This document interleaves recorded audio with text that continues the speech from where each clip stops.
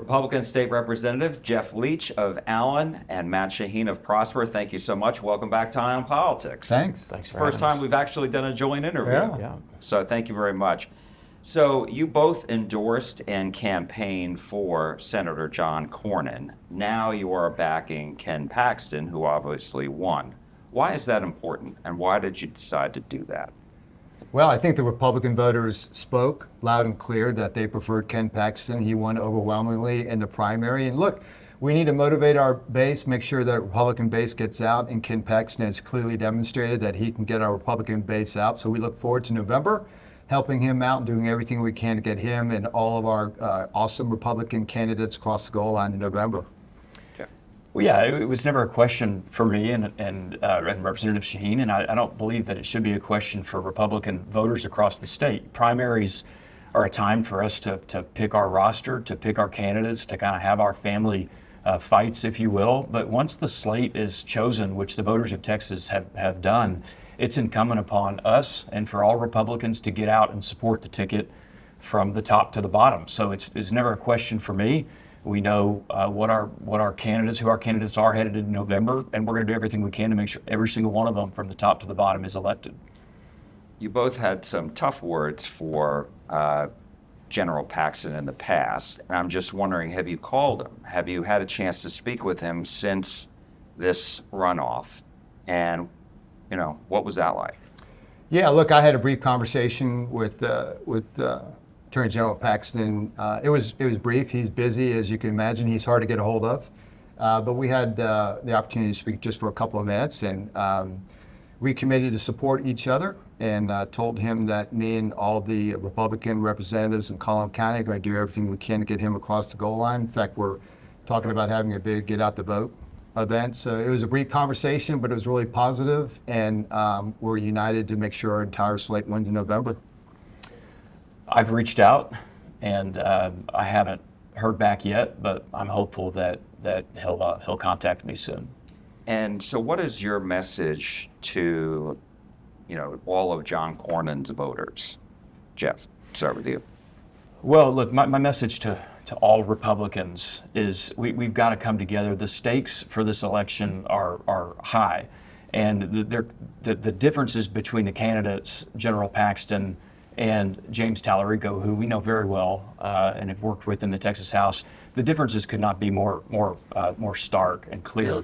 If you are a Republican voter who cares about the future of this state, the strength of this state, the security of this state, then the question for you headed into November is clear. General Paxton, even if you've got political or personal issues or concerns with him or questions, the question for you, the answer is clear in terms of who you need to support as a Republican.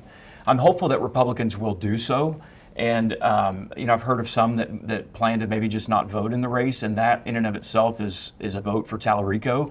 He's progressive, he's radical, he's liberal, he's dangerous for the state of Texas and for our country. And so I encourage all Republican voters to come together and support General Paxton and every Republican nominee on their ballot in November. Representative Shaheen, have you encountered some of the Cornyn voters who say, I can't do it? I haven't, but look, my message is really Representative Leach really pinned it down really well. Look, we had a great state convention. You couldn't go anywhere in the convention halls without seeing the word unity. We have a great chairwoman by the name of Dorinda Randall, who her first message was, hey, we're going to stop the infighting and we're going to win in November. So really excited that she's sending that message, and that's the message to all the Republicans across the state of Texas. Look, James Tallarico is a liberal extremist. He's a threat to Texas values. He has crazy ideas with respect to men and women's sports or men and women's bathrooms. He's mocked God. There's no place for somebody like that to be the United States Senator that's going to represent the state of Texas. Ken Paxton stands strong in protecting women's privacy. He stands strong in protecting our jobs and our economy. He's clearly the person to vote for this November. Have you had a chance to speak with Senator Cornyn? And I know he says he's going to support the ticket. Mm-hmm. He hasn't come out and had a full-throated endorsement of Paxton yet. Would you encourage him to do that? 100%. Look, I haven't spoken to the senator. He's a great man. He's a great gentleman. And he has a great history of service for the state of Texas. But look, he and all the Republican leadership across the state of Texas are going to unify. Look, that's the history of the Republican Party. Like Representative Leach says, we have our battles during the primaries. People get bloodied up, but at the end of the day, afterwards, we unite. We're a great conservative party with great conservative policies that are proven to get Texas with just across the goal line with respect to opportunities, with job creation and the like. And Ken Paxton is clearly the man to carry that forward. Yeah, I have communicated with Senator Cornyn, and look, at the end of the day, Jack, if I could be blunt, I mean, this really isn't about John Cornyn or Ken Paxton. It's not about Jeff Leach or Matt Shaheen. This is about the people of Texas and the future of our state and our nation. And we really are at a turning point this November. There are two very, very different views among the parties, among the candidates in this race and our races, and races all up and down the ballot and all across the country as to which direction we want this country and this state to go. The people of Texas, as they're sitting around their dining room table and they're looking at their budgets and they're looking at the safety of their families and the future of the state, what's happening in our schools, what's happening in our communities, in our streets, they're not worried about any of this inside baseball. And nor should we be. We should stop thinking about ourselves, put ourselves aside, put any concerns or questions or problems we have aside, and focus on the people who were elected to serve. Republicans have a vision for this state that is based on freedom and opportunity, on security and safety, on protecting our constitutional rights to life and to liberty and the pursuit of happiness and ownership of property. And I don't believe that James Tallarico or my opponent or your opponent or any other Democrat on the ballot cares about those things as much as we do. And so we're going to present a clear choice to Republican voters, to all voters across the state this November. And I'm confident that the voters of Texas will resoundingly respond. And how do you take what you just said, because there's been so much discussion about affordability, kitchen table issues, as you just said, but take what you said and how does that apply to affordability when it comes to the cost of housing or insurance or groceries? I mean, things like, I don't know if the government really has a control over, but people are talking about it and they're concerned about it. Well, the government has an impact on it, but to use your words, the government does not and should not have control over it. We believe in the freedom and liberty of Texans and Texas families. And James Tallarico wants more government, and he believes that government is the solution to a lot of the problems we're dealing with. And sure, government has a role. Government has a say. Our jobs and how we vote are important. But at the end of the day, I trust Texas families to live and to raise and to run their lives and raise their families the way that they see fit. I want less government, less Washington, less Austin in the lives of our constituents. And James Tallarico and frankly every Democrat I know up and down the ballot believes very differently than that. Yeah, this is where Ken Paxton excels. I mean, one of the reasons why we have an affordability issue is the cost of health care.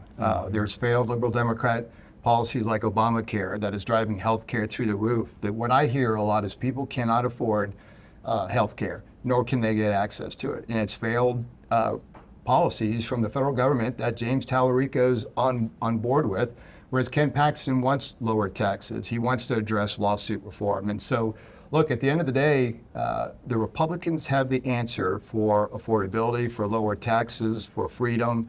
And again, this is an area where Ken Paxton excels. And quite frankly, James Tallarico actually voted against a constitutional amendment to forbid an income tax. He wants it to be easier for local governments to increase people's property taxes. He's on the wrong side of so many of these economic issues, of job issues. And again, Ken Paxton's going to excel here. As you know, Representative Tallarico released a new ad this week that is airing in a lot of markets, including our DFW market. And in that television ad, he said, quote, he has brought both parties together to make life more affordable, capping the cost of insulin, cutting taxes for small businesses, and passing the largest property tax in Texas history. What's your reaction to that? James Tallarico has had nothing to do with the victories we've achieved in the Texas Capitol in recent sessions. We've been in those meetings. We've been on the front lines of those fights. We've been on the battlefield, and he's other than coming onto the floor and giving 2-3 minute speeches that he then posts on social media, James Tallarico has not been involved in any of the important policy discussions. This is what he's doing because this is what he knows he needs to do. He needs to take credit for the work of other people. He needs to clear up the confusion with his past stances. The people of Texas should not be fooled by his rhetoric, much of which is being clouded under the banner of the gospel and Christianity and the Bible. Look, Jack, when it comes to that, I don't know what Bible he's reading, but it's not the same Bible I'm reading. I will say I've seen him in action. I've seen his votes. I know who he is. And while he may be a nice guy, he's one of the most progressive, radical Democrats that I've come across in Texas. And he will be much more extreme if elected to the United States Senate. And we cannot, and I don't believe that we will allow that to happen.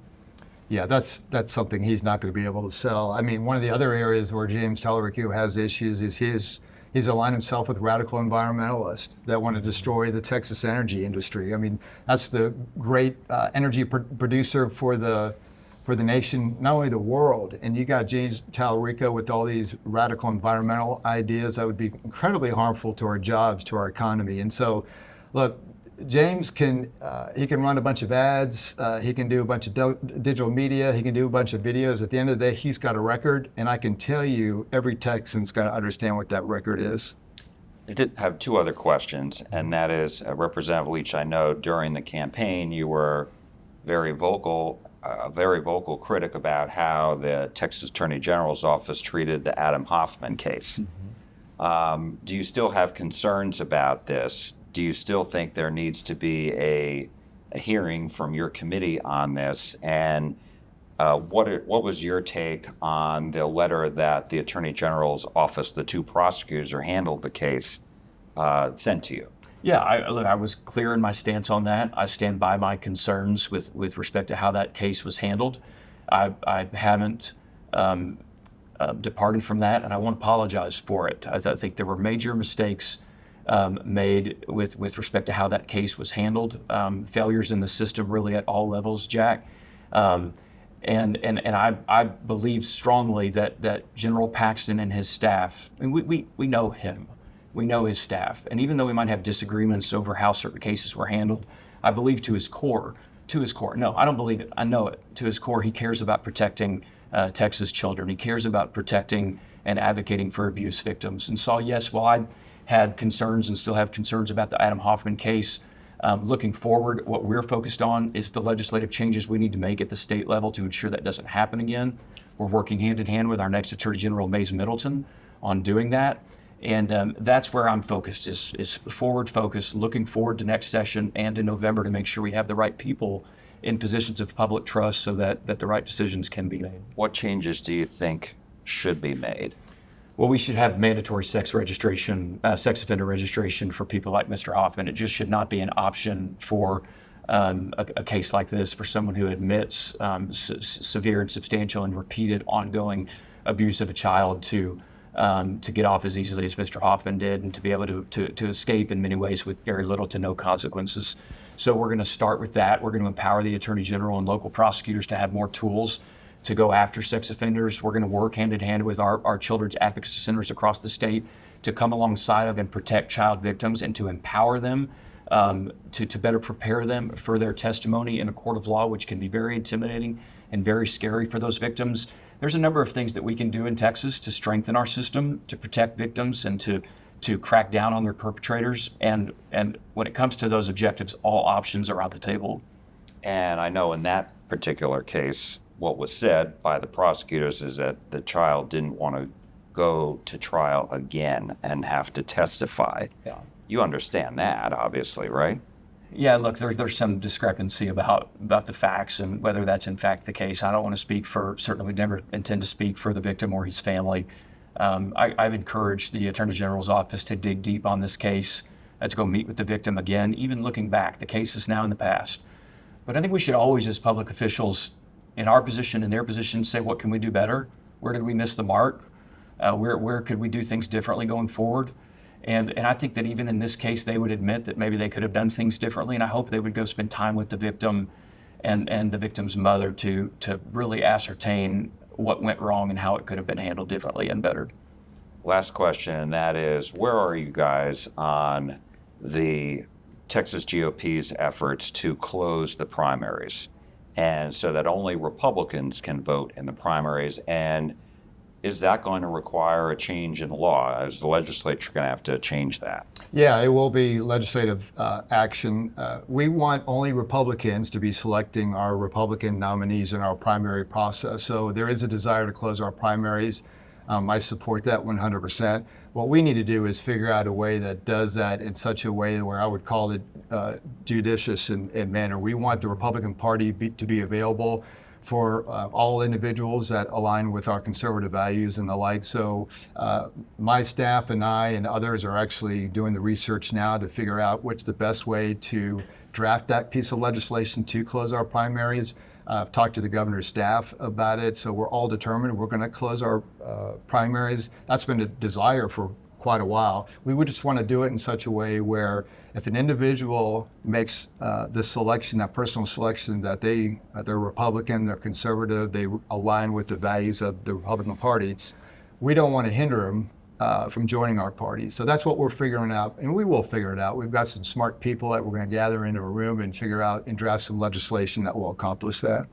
Yeah, you're looking at a smart person right here, chair of the House Elections Committee, and Chairman Shaheen is well equipped and thoughtful to handle this issue. I'll tell you that I think I can speak for both of us that we don't target or depend on Democrat voters to win our primaries. In fact, the Democrats, not only statewide but across the nation, have spent millions and millions of dollars to beat me and to defeat me in my general election. So I don't want, nor do I believe, that those voters are voting in my primary. I've been resoundingly reelected by Republicans in my district in my primary. My view on this is very clear and simple, is that this should be done at the legislative level so the people of Texas know and can see what we believe, where we stand, and how we vote on this issue, instead of being done via executive order or directed from the Secretary of State. So I think next session what you're going to see is a very thoughtful approach coming through leaders like Representative Shaheen, and hopefully ultimately reaching the floor of the Texas House and Senate and to the governor's desk next session. I was just going to ask you, do you think it'll pass? I mean, we'll have to see what happens, in November, but do you think it'll pass? Yeah, I think it can, and I think it should. Yeah, 100%. All right, we will leave it there. State Representative Matt Shaheen, State Representative Jeff Leach. Thank you so much. Thanks for having us. You bet. We appreciate it.